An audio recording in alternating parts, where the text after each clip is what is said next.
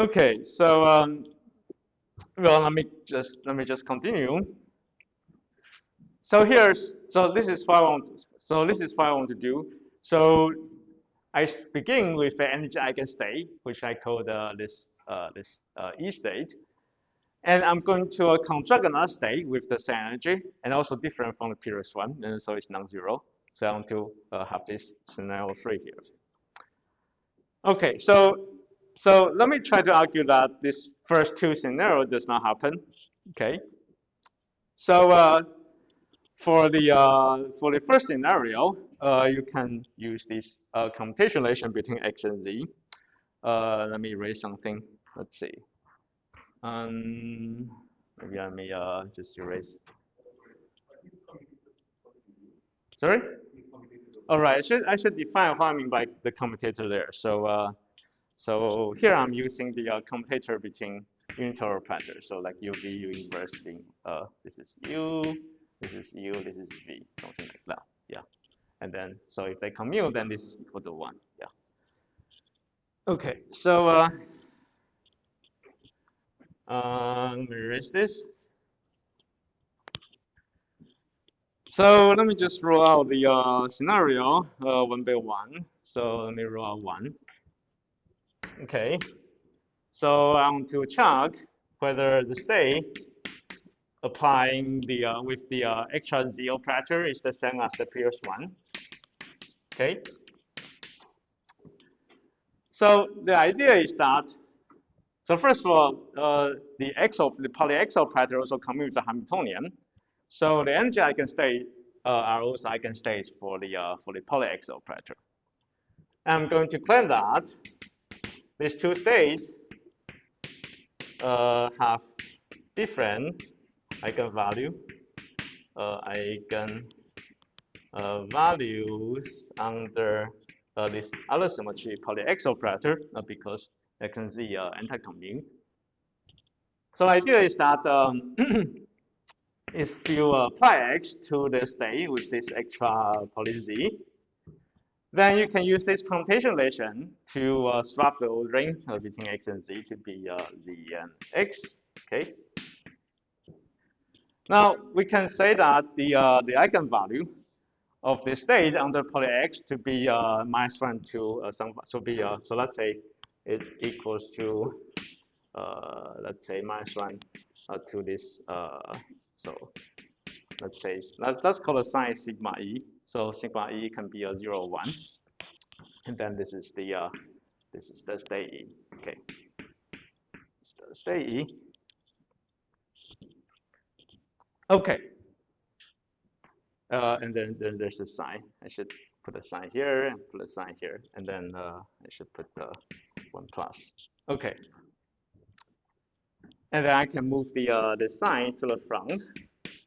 Sigma e plus 1, and then z of e. Okay.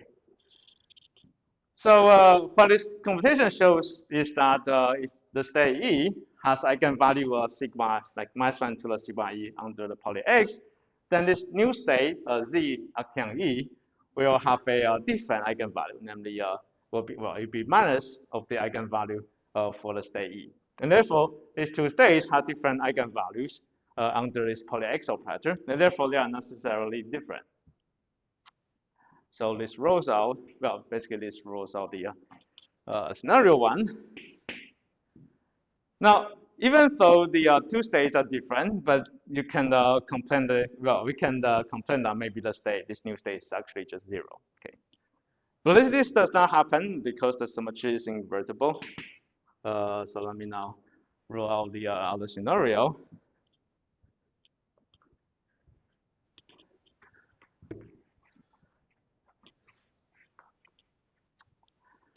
So I want to roll the scenario where the state, this z acting this state is actually 0. Okay. Now this can be ruled out because the symmetry is invertible. No, so because the symmetry is invertible, and this tells you that so suppose suppose this new state is 0, then you can apply the inverse symmetry operator, which is again the poly z. So z equal to 0. So this is, oh, I should, okay, let me use the inverse. And then you're forced to conclude that the state is 0. So then you have a contradiction because we start with a non-trivial state with energy E. Okay. So this is not possible. Contradiction. Okay. So we are left with the option 3, and then we have two distinct eigenstate with the same energy E, and they are both non-trivial states. Okay. So what this example shows you is that we start with a Z2 times Z2 symmetry, just a simple quantum mechanics system with Z2 times Z2 symmetry, and the Z2 times Z2 symmetry, namely we can represent one Z2 symmetry by poly Z, the other by poly X, and they have non-trivial computation relation. And this non-trivial computation relation tells you that every energy eigenstate has to be at least doubly degenerate. In particular, ground states also, the ground states are also doubly degenerate, or at least doubly degenerate. Okay. So that's one example. And also, as I mentioned earlier, you can add arbitrary interaction, like in your quantum mechanics model, wherever you like, as long as you preserve the Z2 times Z2 symmetry. And then the same conclusion about the degeneracy will still apply. Okay. So let me talk about higher dimensional model. Let me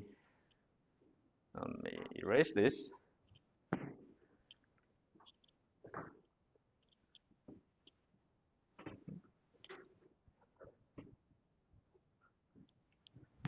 Are there any questions so far?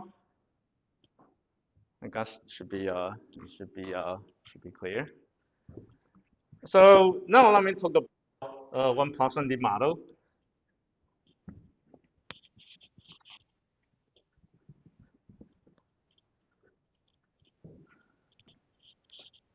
So I'm going to talk about the XY spin chain. So one Poisson D. So this is a model that lives along so you can think about a chain as like infinitely extended, and each side has a qubit.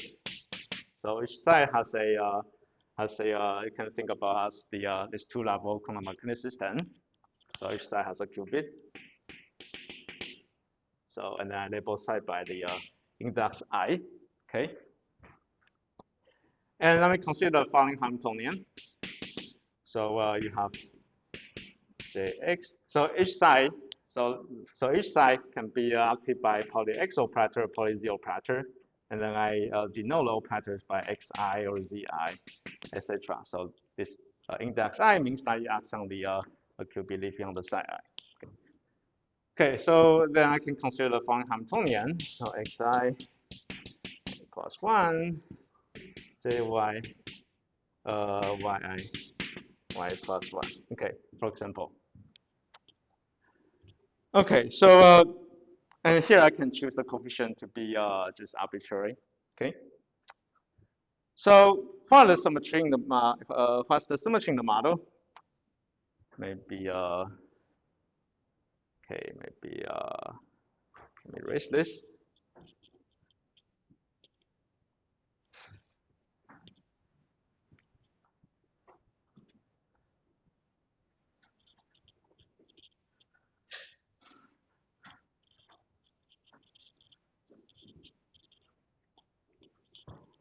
Well, first of all, there's again Z2 times Z2 symmetry. So again, you have Z2 times Z2 symmetry. So this is internal symmetry. So internal, and they are generated by like just also again part of well, this is not sum. This is a product. Product of all the so let's say all the poly X operator and poly Z operator. Z equal to product of poly Z. poly Z. And the reason is that the Hamiltonian contains like even number of poly operators. Sorry.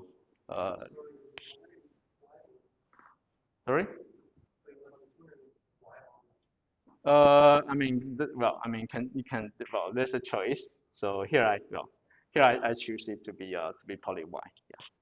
Yeah. So this is called XY chain. You can also replace it by poly Z. That's also fine. Yeah. Okay. So you can check that those two operators commute with the Hamiltonian because there are even number of poly operators in each term in the Hamiltonian, and well, let me just write it down. So Ux H equal to and Uz HUZ. Okay, and that's true for every coefficient Jx and Jy. So Jx and Jy are coupling in the Hamiltonian. Now, in addition, there is also translation symmetry. Translation symmetry. So let me call the transformation symmetry T. So how T acts is that if you have an operator supported on side I, then the transformation symmetry will move the operator to the right by one side. Okay, so that's the translation symmetry. And the Hamiltonian is translation invariant because those couplings do not depend on the side. So there's Jx and Jy independent of the side. Okay. And the translation symmetry for an infinite chain is generated by it will generate a group Z. So Z is the group of integer under addition. Okay, so now we can ask, is there an anomaly for those symmetries, for the Z2 times Z2 symmetry and the translation symmetry? Okay. Now the first possible sign of anomaly is that if you look at the computation relation between these two Z2 symmetries, you'll find that if the total number of sides is odd, then because each Ux and Uz has a odd number of X operator, poly Z operator, so they will anti-commute. But whether the side is even or odd is not very well defined if we consider like infinitely extended chains, spin chains. So instead we can go to the defect Hilbert space. Well, so instead we can introduce defects. Introduce defect.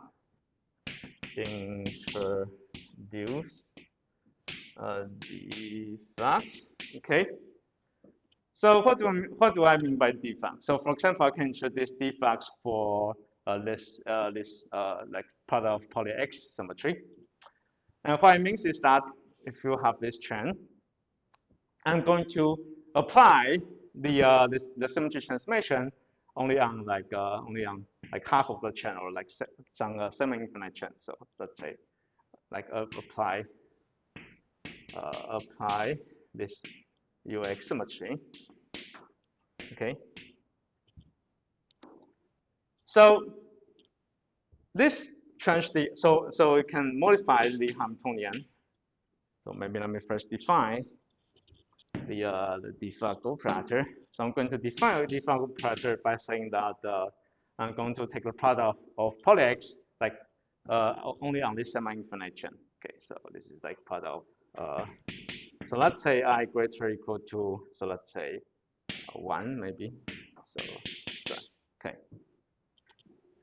So this operator no longer commutes with the Hamiltonian, because it's just taking the product over like this semi-infinite line, semi-infinite chain. But instead, it can change the Hamiltonian to be a Hamiltonian with a defect insertion. So you can define a defect Hamiltonian in this way. So here I didn't modify the Hilbert space, but instead I modified the Hamiltonian by conjugating the original Hamiltonian with this defect operator. Okay. So what's the effect of this conjugation? Well, recall that well, if you are far away from this boundary, from this endpoint, then the operator should commute the Hamiltonian, so it doesn't change the Hamiltonian term like far away from the boundary. You only change the Hamiltonian term near the boundary. So let me just write down a few terms just to let you see what happened.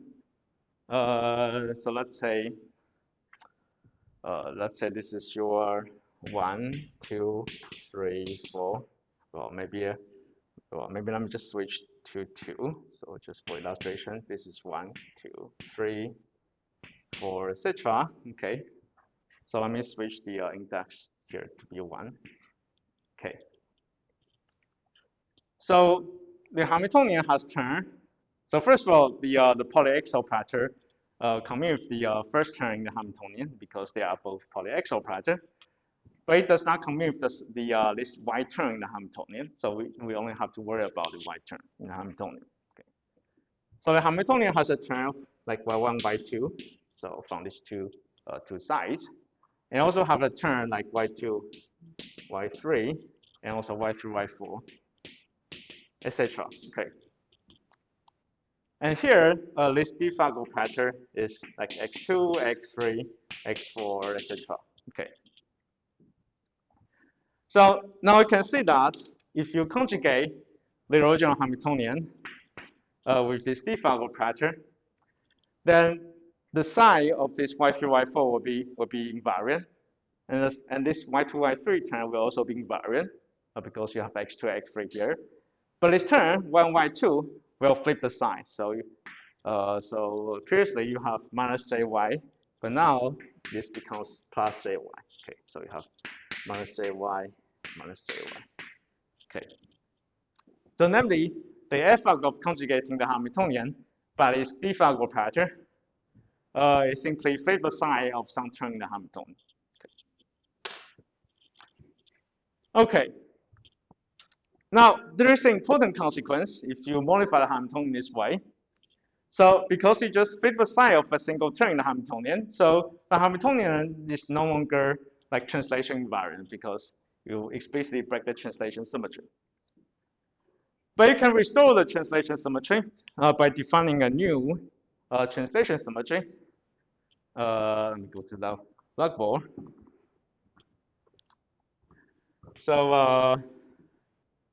So first of all, this HDFA does not have translation symmetry T. So the original translation symmetry T, and just like shift the Euler operator to the right by one side. It's no longer a symmetry of the Hamiltonian because if you shift the like operator by one side, like y1 becomes y2 and y2 becomes y3, you see that here you have plus jy, but here you have minus jy. Okay. But instead, you can define a new translation symmetry. So let me just call it T tilde. So this is given by the composition of the original translation symmetry with an extra x operator. So x2t. Okay. Now I claim that this T tilde is a new translation symmetry of this de Facto Hamiltonian. So then like T tilde is de Facto, and then T tilde inverse is the same of H de Facto. Okay. So let's check it explicitly.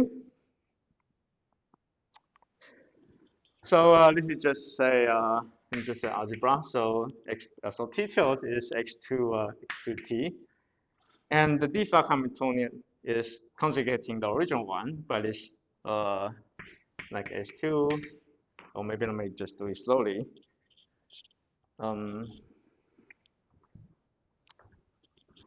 So here you want to put the de Facto operator d here, and then you want to put the Hamiltonian, and then put the inverse, and then this x2t inverse. Okay.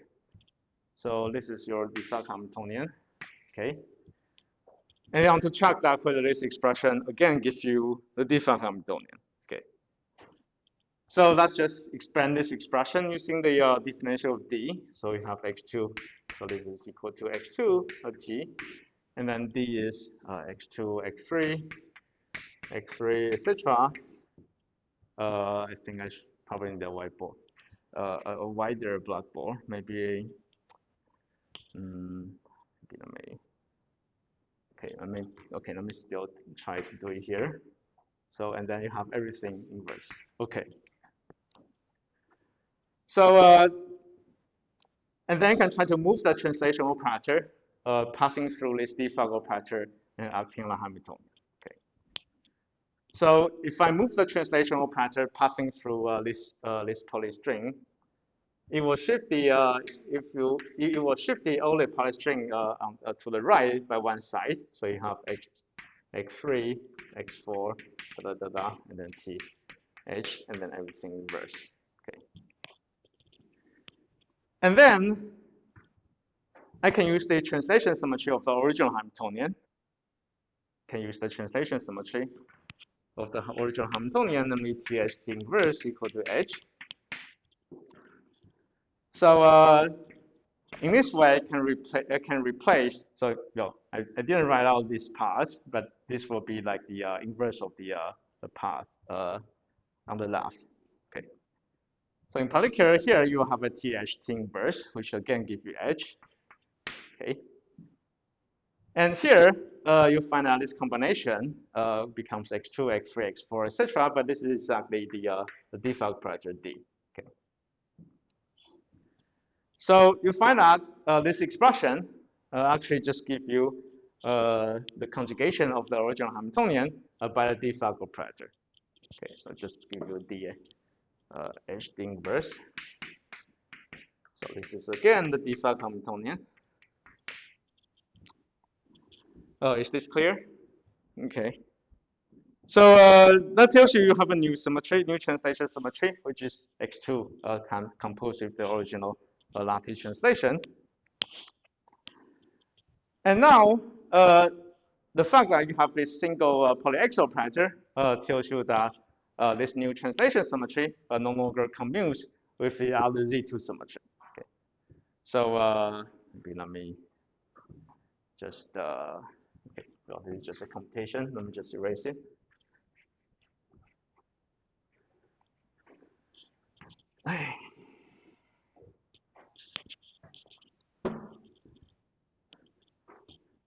So here I have a symmetry T tilde. Let me just copy it again. And there's a ux, which is part of poly x. And then I'll have uz, which is a part of this is z. Okay, poly z.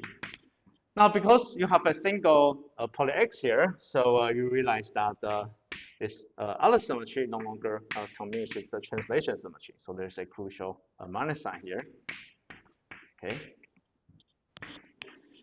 And this minus sign tells you there's an anomaly between all those symmetries. In particular, this minus sign tells you that the state in this twisted in this Hamiltonian with defects will have to be at least like twofold degenerate.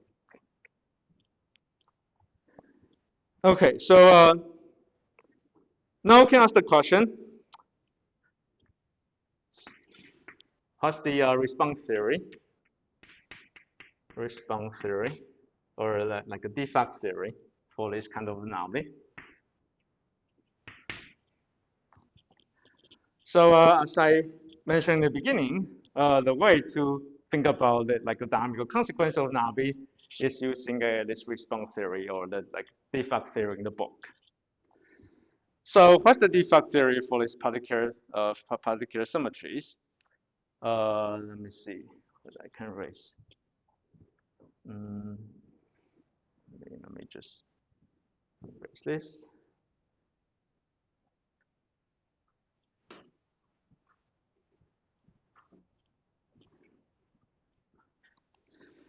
Okay, so to understand the response theory, we can take a step back to the quantum mechanics system. where you have poly X and poly Z, and they also intercommute with a minus sign that represent the anomaly. So in the quantum mechanics system, the response theory is described by the following. So this is what I discussed at the end of the last time. So recall that. Recall, you have a quantum mechanics system with a Z2 times Z2 symmetry, and such that they intercommute. So let's say one is poly Z and other is poly X. Then the response theory, response theory describe the computation relation is the following. So this is A1 plus 1D bulk, and then this is A1, A2. Okay. So for A1 and A2 are the gauge field for the Z2 symmetry. So A1 is the first Z2, and A2 is the second Z2. And you can think about like they wedge together by the wedge product, and there's a suitable coefficient that will anomaly. This bulk theory is Z2 value. So I put a pi here. So this tells you that the two Z2s do not commute. And one way to think about this is that if you have one Z2 here, the other Z2 there, and then you change the ordering, you got a sign, which indicates that the symmetry defects in the bulk, when they intersect, and a number of times will have a sign. So this intersection number is captured by this response term. Okay. Now here we also have two symmetries that intercommute with each other. So they are also described by a similar response term. But here the crucial fact is that they only intercommute with each other if you have a symmetry defects of the other symmetry. So here you have three symmetries. One is translation. The other is this X symmetry, and the other is the Z symmetry. And the Z symmetry and the translation do not commute if you introduce a symmetry defects for the other X symmetry. And the fact that they only intercommute in the presence of defects tells you that the response theory is the following. So again, you can introduce gauge field for the three symmetries. So let's say, again, you have a gauge field A1. I should use a different color. So let's say you have a gauge field A1 for the this X symmetry, and gauge field A2 for the Z symmetry, and A3 for the translation symmetry. Or maybe let me switch the name a little bit. So because here the U, Z, and T tilt intercommute, so let me put A1 here, A2 here, and A3 there. Okay. So the fact that these two symmetries intercommute tells you that in the response theory you are going to have a term which is A1, A2. So this is the same as the previous response theory. But because this intercommutation only happens if you have additional defects for the other symmetry, so that tells you that the response theory has extra A3. So maybe let me write the ordering in a better way. So this is A1, A2, A3. A1, A2, A3. Okay. So here A1 is a Z value. So this is an integer value gauge field. So it takes value like 0, 1, 2, 3, minus 1, minus 2, etc. integers. And A2 and A3 are Z2 values, namely that takes value in 0, 1, modulo 2. So this response theory tells you that if you consider the twisted Hilbert space or introduce defects for one of the Z2, so here we introduce a defects for the this A3, then the translation symmetry and the other Z2 symmetry will intercommute. Okay. So that's the response theory describing the anomaly. And the fact that we can use gauge field to describe this like space translation symmetry as if it's like some internal symmetry is called a crystalline equivalence relation. So this is called the well, let me just write somewhere. This is okay. Let me just write somewhere. So the fact that we can describe the gauge field of the translation symmetry as if it's an internal symmetry is called a crystalline equivalence principle.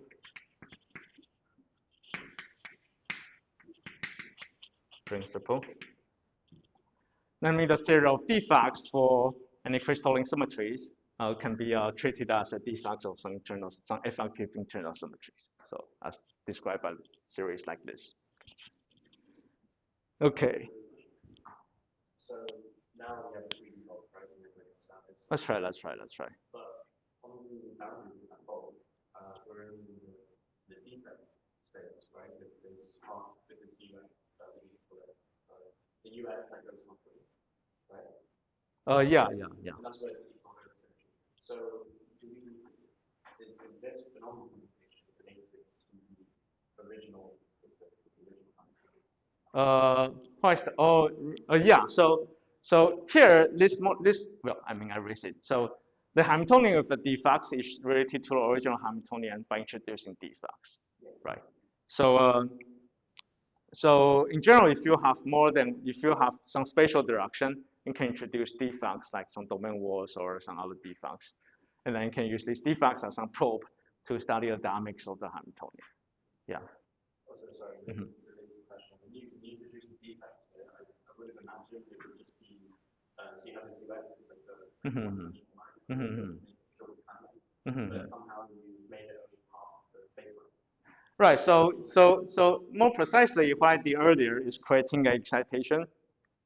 Is creating a domain wall excitation that extend along a time direction. So as I mentioned earlier, if I apply this this symmetry operator along a semi-infinite line, if you are let's say along this region, if you are far away from this endpoint, then you'll commute with the Hamiltonian and does not create any excitation. You will only create excitation near the at the endpoint. So this well, I mean erase it. The defect operator D will create an excitation at the endpoint, and the excitation is extending along the time direction. So that's why you have you can think about these defects as extending along the time direction. Yeah. Yeah. So maybe I should also mention that. Well, I can erase this.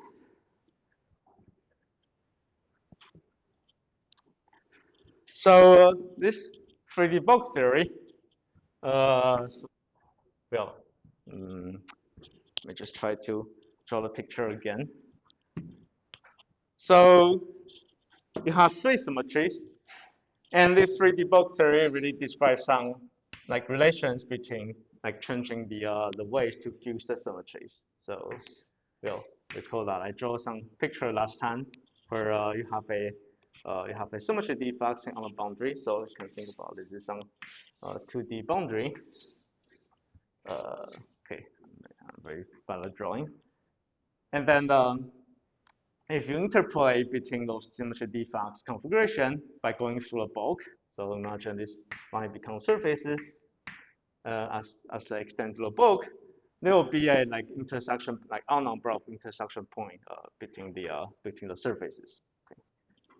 And this response theory describes that if you have like triple intersection of the surfaces, then you'll pick up a sign where the surface are the correspond to the symmetry defects for these three symmetries. And the computation I did earlier is aligning the time direction on the boundary with one of the symmetry defects. So if you align the time direction with one of the symmetry defects, then these two fusion configurations are related by exchanging the ordering of the other two symmetries. How does A1 map into the line Right. So here A1. So the definition of A1 is the following. So if you well, I mean A1 is like well uh well let me go to let me go to a space-time picture in 2D for a moment. Okay. So in 2D, the symmetry are supported on a line. So here it's like supporting on some entire space. So it's a lower line. Okay.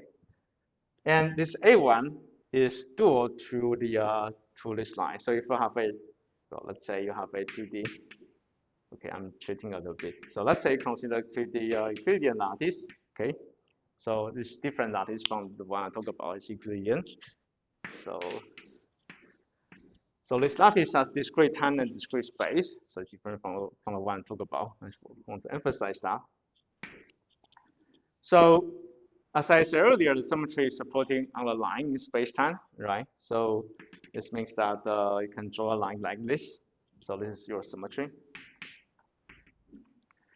Then for this particular symmetry, the gauge fields are like take non-trivial value along the link that is cut by this symmetry line. Okay, so that's the relation between the symmetry and the gauge field there. Yeah.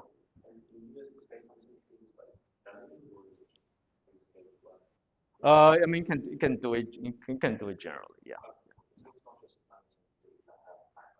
Mm-hmm. Yeah. I mean, if you have space-time symmetry, you have to be careful about like whether you can move the symmetry line. Yeah. Yeah. So that's another issue. Are there any other questions?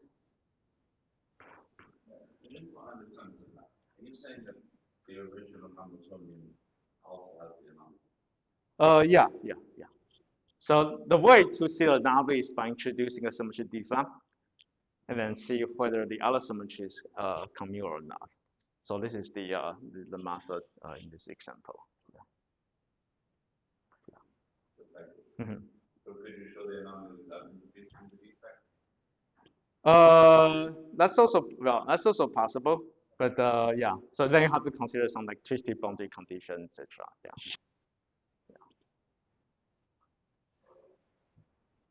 Let me just say that yeah, it can also right. So I have argued about dynamics like this the constraint on this defect Hamiltonian, like with the original Hamiltonian conjugate by this defect operator. So because of the symmetry is anti-commute, so I can argue there is some degeneracy for this defect Hamiltonian. But then you can translate this degeneracy from defect Hamiltonian to the degeneracy in the original Hamiltonian because they are just related by the conjugation by this defect operator. Yeah.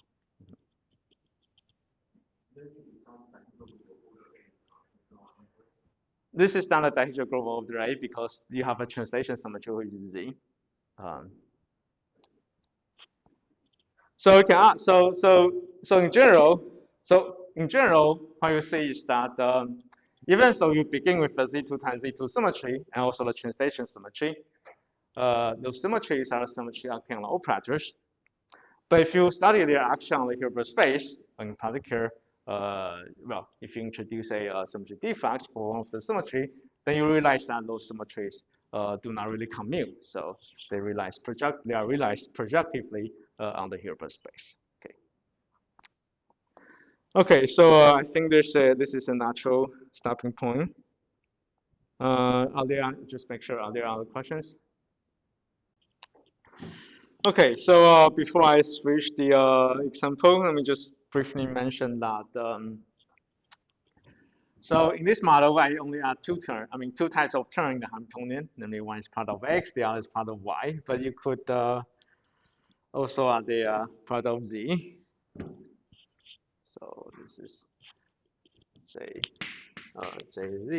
and then zi plus 1. So the pre-example is the case for jz equals 0, but in principle, I can also add the jz back. Okay, so here you have jx, ay, and jz. So jy, jz. Now there are two special cases. So we can consider the example where all of those couplings are actually the same. So Jx, Jy equal to Jz equal to J. Okay. So, well, maybe let me explain a bit about the physical meaning about the coupling. So, if the coupling J here is positive, then the spins at neighboring sides will tend to align with each other. So, if the couplings are positive, you have ferromagnetic model. So, if J is greater than 0, we have ferromagnetic model. Ferromagnetic model. And if the coupling is negative, then the spin in neighboring side will tend to like enter a line with each other. So then in this case, you have anti-ferromagnetic model. Just a comment. So if J, you can also erase that.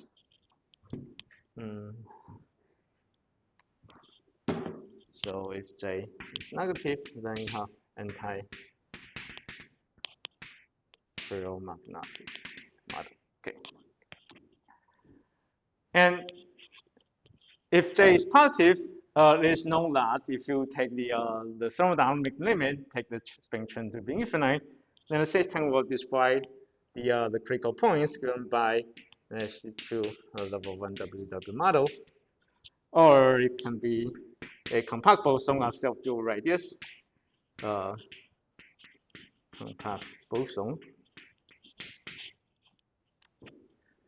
On the other hand, if J is negative, so suppose you have a model in the anti-ferromagnetic region, then the model will, in the thermodynamic limit, will describe a non-Lorentz invariance critical theory. So you'll have dynamical exponent z equal to z equal to 2. So this is a kind of Lipschitz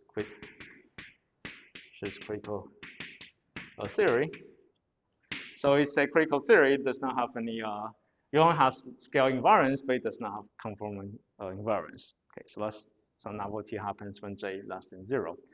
But when J is greater than 0, you are in a ferromagnetic regime. Then the system in the thermodynamic limit will flow to a critical theory.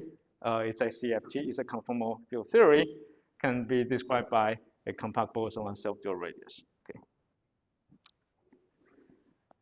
Okay, so previously I have talked about some examples, and I tell you that you can use anomalies to constrain dynamics, like maybe the ground states have to be degenerate. But now let me give you another example that tells you can use anomaly to show the system has to be gapless. So let me erase that. Erase this. Let me also erase this. Okay. So example. So the example is given by compact boson self-dual radius, as I mentioned earlier. Compact boson in 1 plus 1D. Okay.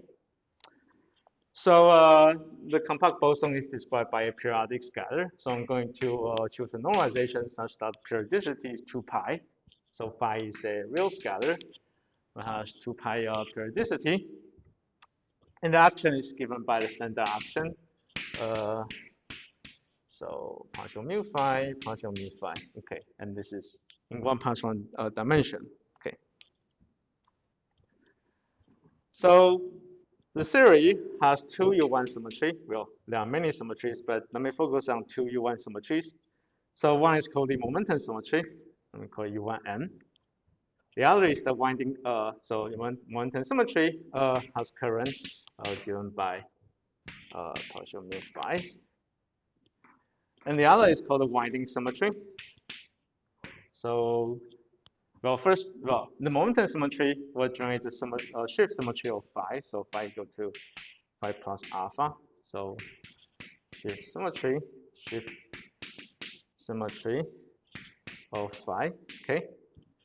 While the winding symmetry will have a current that is conserved because of a topological reason. So this is partial epsilon mu mu and partial mu phi. Okay. So let me call it n and w. Okay. So the theory has these two symmetries. So the first symmetry, you can see this is because you just have derivative term in the action. So that tells you this this phi has a shift symmetry. Well, the second symmetry is a symmetry because you can check that this is indeed conserved. So partial mu w equal to 2 pi epsilon mu partial mu phi equal to 0, because you have an epsilon tensor here. Well, the two partial derivatives commute with each other, so they have to be 0. Okay, so now let's consider the anomalies of the symmetry. Maybe I can erase this.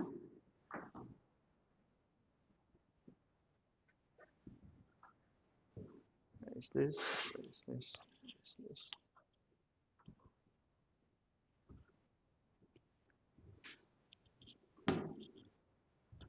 So what are the anomaly of those two U1 U1n and U1w? Okay. So as I explained earlier, anomaly is an objection to gauging the U1 symmetry. So we can try to introduce a gauge field for the U1 symmetry and see if there's some inconsistency. So we introduce U1 gauge fields A1 and A2, okay, for the, well, maybe I should call them, let me just call them A1 and A2. Okay, so A1 is for the U1 momentum symmetry, while A2 is for the U1 winding symmetry. Okay. So because A1 is a shift symmetry, so the effect of A1 is that we replace the partial derivative of phi with partial mu phi minus A1. So in this way, they are invariant the shift symmetry by arbitrary function. So A1 goes to A1 plus partial mu. Okay, I have to put a mu here. So this is, maybe let me call this AN and AW. This is for the momentum symmetry, and this is for momentum symmetry. Momentum symmetry. Okay. Okay. So so in particular, the action will be a half integral partial mu phi minus a mu square. Okay. So this is the gauge field of the momentum symmetry. So in principle, you can gauge the momentum symmetry without any problem. But there will be a problem if you also want to gauge the winding symmetry. So the winding symmetry has this current. And if you want to introduce a gauge field, this AW for the winding symmetry, you have another term, like A mu J mu. So this is the integral of, you have epsilon mu nu partial nu. So maybe let me use the differential form notation just to be easier. So if you use the differential form notation, then this is d phi and AW. Okay.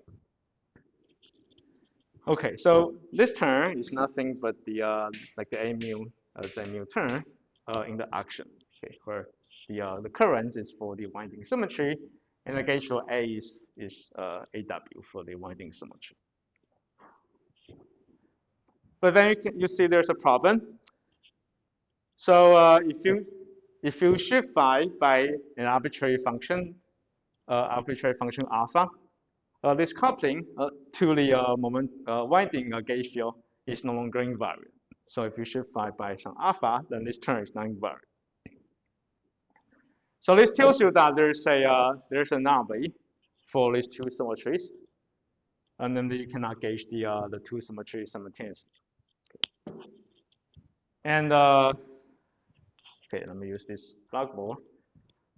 And again, you can describe the anomaly by the response theory in the bulk.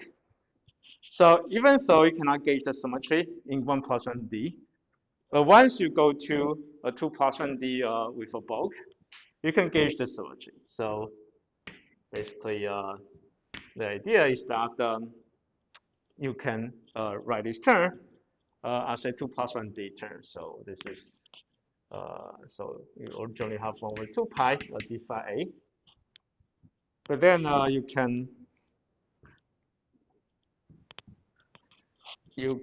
introduce a term which is d phi minus a n, and then dAw.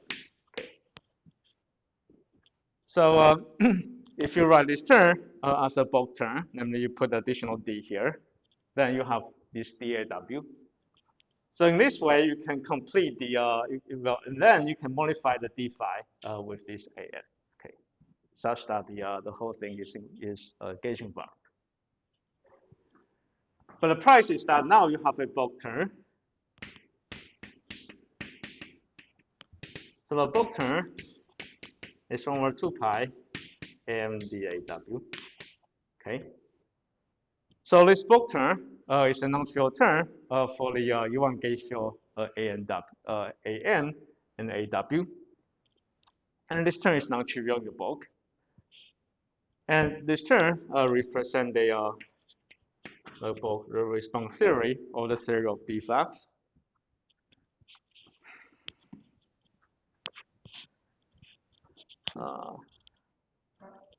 So this is a response theory of defects. So these terms describe how the defects interact with each other, such that it describes the anomaly on the boundary. Okay. So one way to think about this term is the following.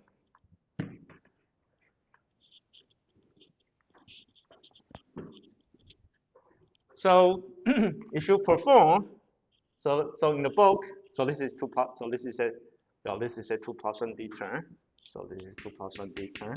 Okay. So as I explained earlier, the defects in the bulks are extended from the boundary. So on the boundary, the defects are some lines, and then in the bulk, you extend the line to be surfaces. So this term describes the following interaction. So here, those lines are like surfaces in the bulk. Okay. And this line can generate a U1 rotation by an angular variable alpha. Maybe let me just use the alpha here. So alpha 1. So it generates a rotation for U1 winding symmetry by the angular variable alpha 1. And the other line generates a transformation also for U1 winding symmetry for another angular variable alpha 2. And in order for these three surfaces to form a junction, the other surface will generate a U1 winding transformation with angular variable alpha 1 plus alpha 2. Okay. And then because it's an angular variable, so let me mod 2 pi. Okay. Okay. So this is one junction of this U1 winding symmetry. This is some configuration of defects in the bulk. And now this interaction tells you that if you have another surface, let me change the color a little bit. So recall now you have a surface here, surface here, surface here, and then like intersect a junction, which is a line. Okay. And so, and this interaction tells you that if you have an intersection between, so there's another surface. So this another surface is a surface that generates symmetry for the U1 momentum symmetry. If there's an intersection between this surface that generates a U1 momentum symmetry and the junction here, so the junction is a line. You know, a line can intersect a surface at a point. So if if they intersect at a point, so let's say this pick up a so let's say this is a transformation given by alpha. So if the surface intersect the junction at a point, then this theory tells you that this configuration is going to give you a phase. The phase is the following. So it's given by e to the I alpha. And then I have alpha 1 plus alpha 2. So recall that there are transformations for the one winding symmetry, and minus the third transformation, alpha 1 plus alpha 2. So here the square bracket here indicates that you restrict the range of alpha 1 alpha 2 to be between 0 and 2 pi. Okay. So this expression will always be a multiple of 2 pi, and then you divide it by 2 pi to get an integer. Okay. So this response theory tells you that whenever you have a junction of the U1 winding symmetry and then it intersects with the surface that generates the U1 momentum symmetry at a point, this configuration will give you a phase. Okay. So this, yeah. What are you adding in the alpha? Which expression? I found out. In the brackets. In the bracket. Okay, so in the bracket, sorry. So in the bracket, you have alpha 1, which is the U1 winding rotation for this surface. For this, you can think of as a surface that going into the black ball. And there's another surface also going to the black ball that generates alpha 2 transformation for the U1 winding symmetry.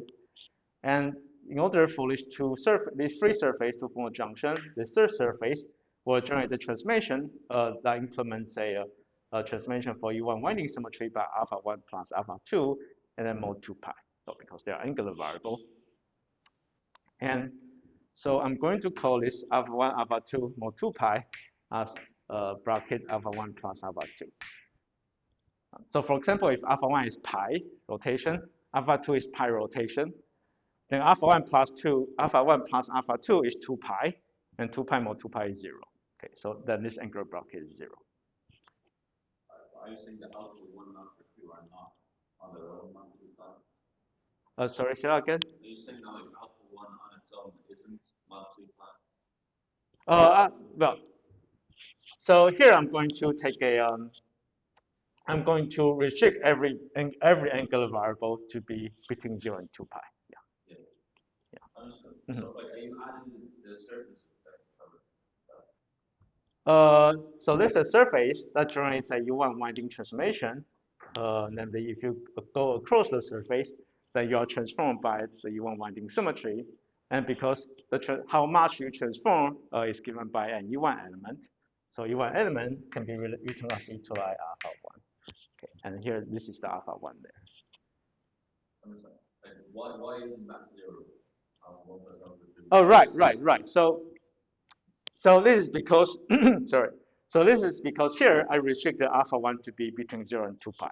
So maybe I should say, so alpha 1, so to get a definite answer, I'm going to restrict alpha 1 and alpha 2 to be between like 0 and 2 pi. So this is like 0, 2 pi, like 0, 2 pi. Okay. So for example, if alpha 1 is pi, this is between 0 and 2 pi. This is alpha 2. Alpha 2 is also pi, which is between 0 and 2 pi. Then alpha 1 plus alpha 2 is 2 pi. But then if you mod 2 pi, it becomes 0. So in that case, if alpha 1 is pi, alpha 2 is pi, and this is 0. Then I have 2 pi minus 0, which is 2 pi. And then 2 pi divided by 2 pi equal to 1. Yeah. Okay.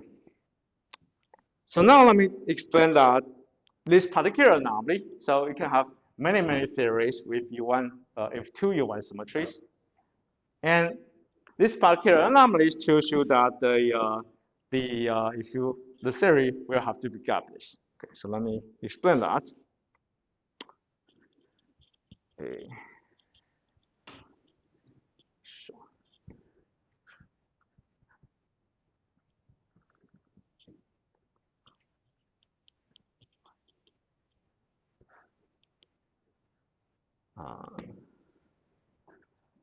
So I'm going to first write on the claim.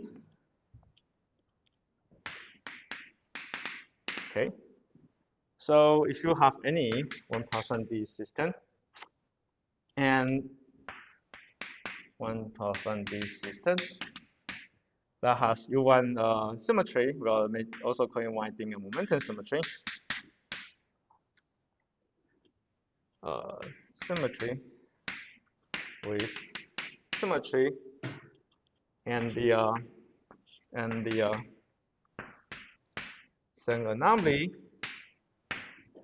as described by this response theory, as described by this bulk theory, 1/2 pi. This is an dAw has to be gapless.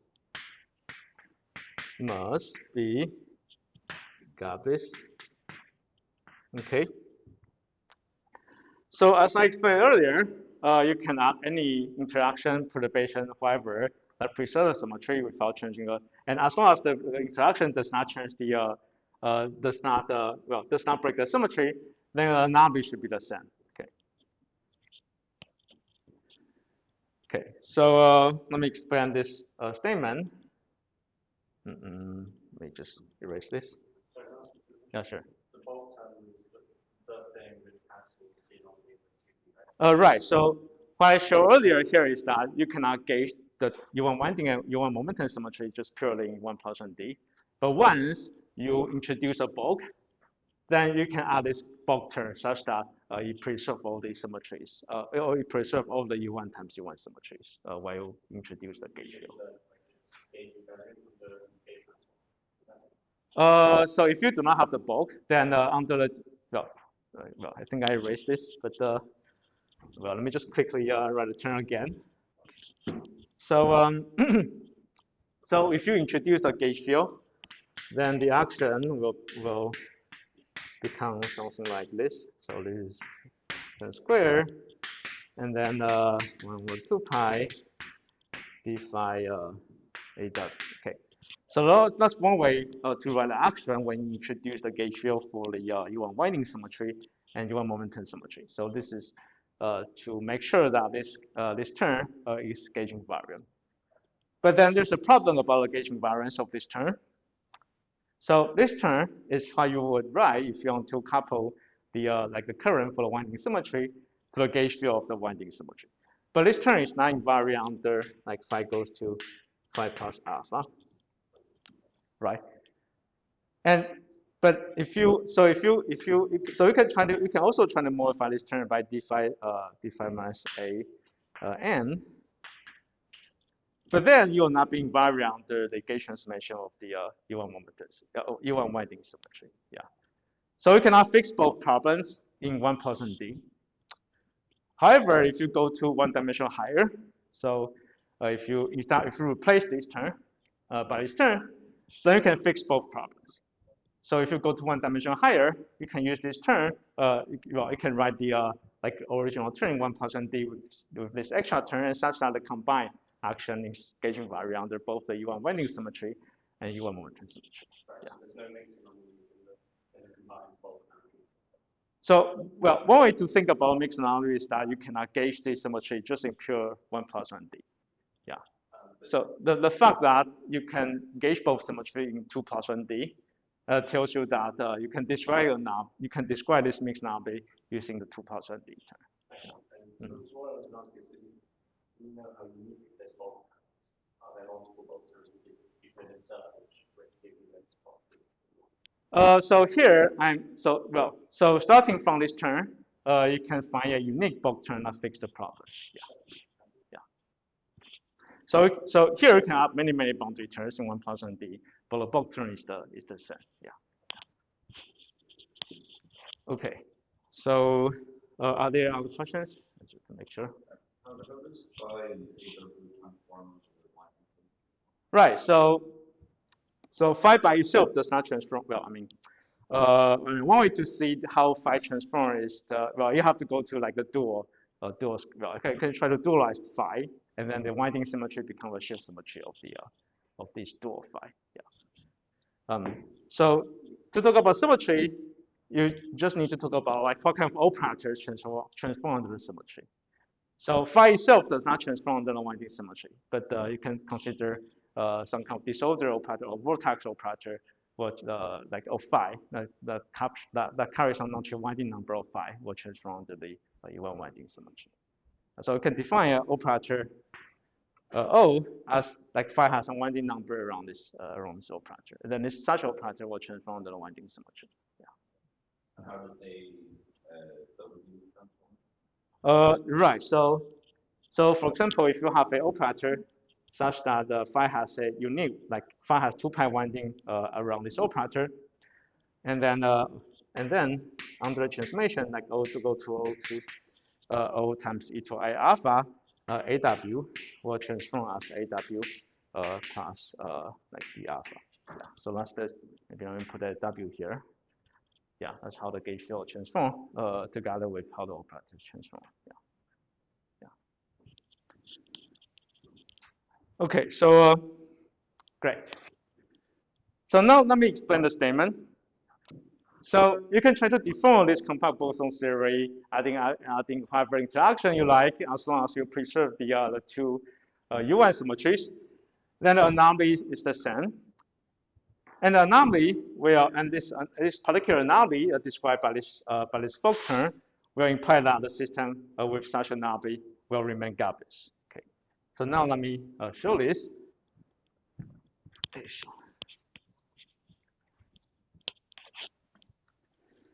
So, let me just copy the Fock term again. So for Fock term, I think I write as AN DAW. Okay.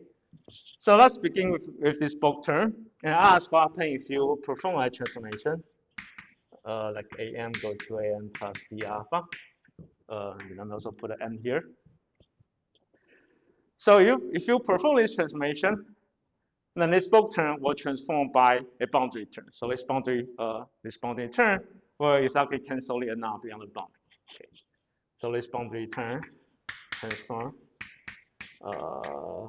by the boundary term, which is over 2 pi. So here you have this d alpha here, you have this dAw here, and then that's a total derivative, which can be written as a boundary term. So an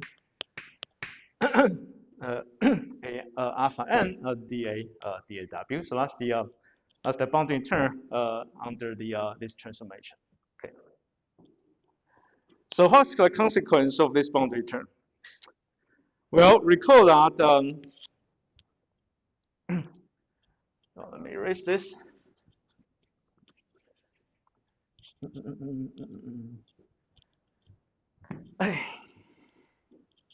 Okay, so what's the consequence of this boundary transformation? Well, recall that the current are coupled to the gauge field as like A mu J mu. Okay, in particular, if you perform a transformation, then the transformation will couple to the current conservation law. So alpha n will couple to like partial mu, J mu. Well, let's say maybe I should put in the upper, lower, and then put the n here. So alpha coupled to this. Okay. And this gauge field also coupled to the current. So let's see, maybe I need to so a mu J mu here, here. Okay. So this term implies that those currents will obey a particular coercion function. Okay. So it tells you that so just by taking like functional derivative, you'll find that you have this following coercion function, JW. Okay, I'm going to maybe let me just put it upper new here. So just by taking the functional derivative, you find that is given as follows.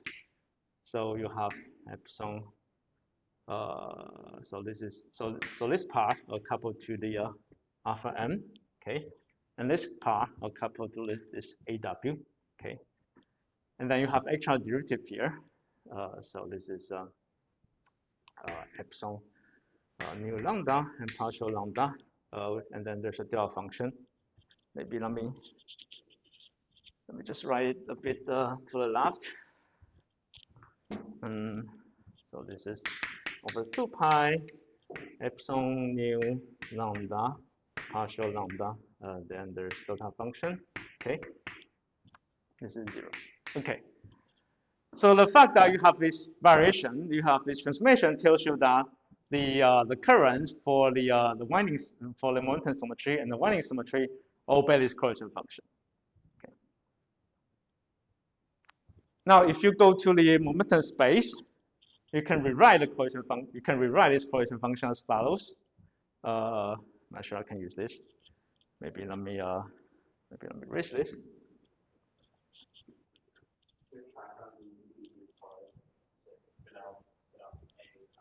Oh yeah. That's so this so right. So this term tells you that the this correlation function of the currents in the original theory, I mean without background, is given by this contact term. Yeah.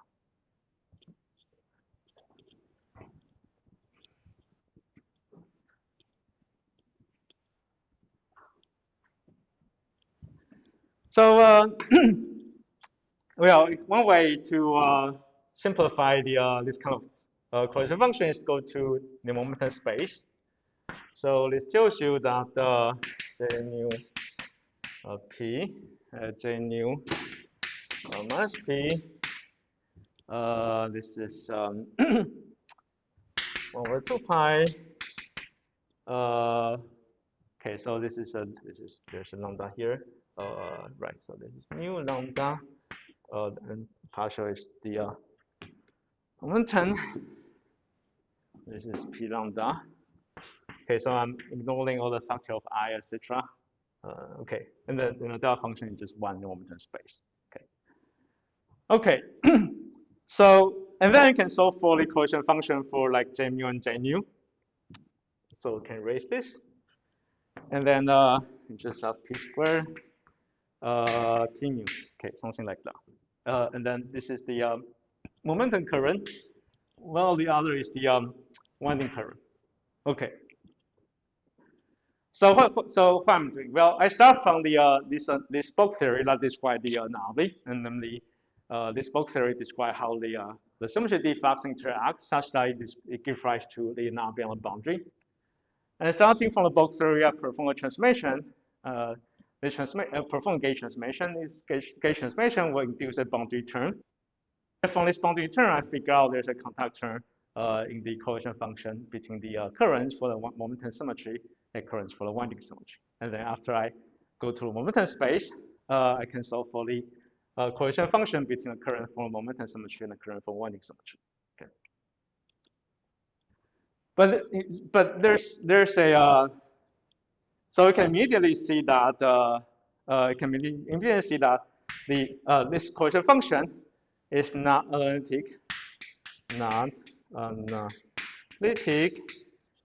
in the momentum. Okay. Oh, because of this one word.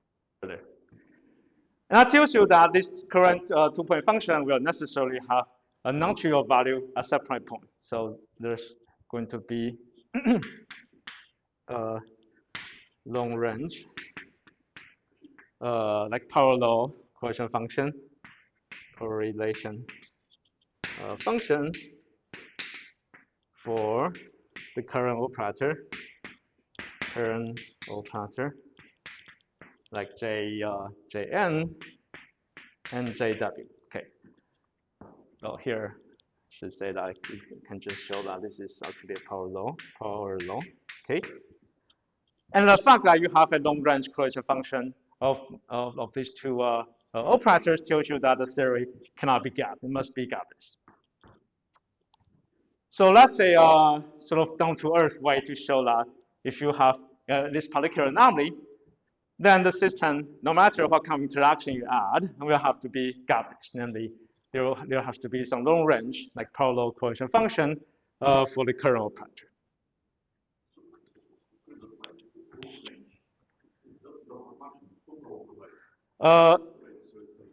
right. So let me explain again what I have done. So I start from the cohesion function for the like conservation law for the momentum current, and the other is the current for the winding symmetry. This cohesion function is the delta function. But I discovered that from this cohesion function, you can solve for the cohesion function just for the current for momentum symmetry and the current from winding symmetry without derivative. And then you find out this cohesion function is actually a power law, actually obey power law. And the coefficient of the power law is given by the coefficient of the conductor here. Yeah. So if you integrate back delta function, you get something. Oh yeah. Like I mean, so here I did things in momentum space, but you can also do things in the position space.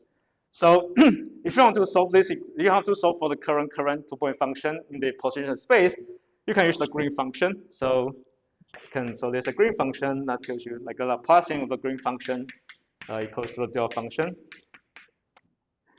And then you can use this to replace the delta function here and then get rid of the derivative. And then you find out the 2-point function is going to be given by the derivative of the green function, which is long range. Yeah.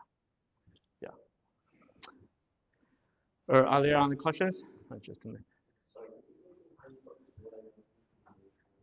All right. So so starting from this term, you can derive the cohesion function for the current. And the reason is that the current, like this alpha is coupled to the conservation law of the current, while the gauge field is coupled to the current. So if you take the functional derivative, then you just immediately find out this cohesion function, which is given by taking the functional derivative of this expression is given by this conductor. Yeah. Okay, so well, I guess I can probably stop here. Are there other questions?